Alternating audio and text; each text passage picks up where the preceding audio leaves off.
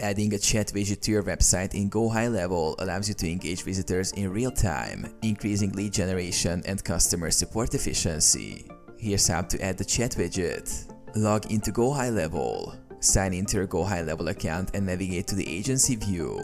Access settings. From the left sidebar, click on settings and then select chat widget under the company settings section. Customize the widget. In the chat widget settings, you can customize the appearance, such as the color, position, and welcome message. You can also select if the widget should display on all pages of the website or just specific pages. Customize the agent's name and the chat greeting message to reflect your brand and tone.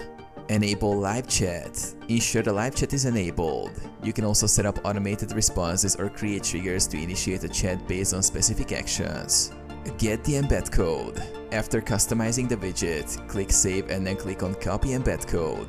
This code will be used to add the widget to your website. Add the code to your website. Paste the copied code into the HTML of your website, typically in the footer or before the closing body tag. This will display the chat widget on your website.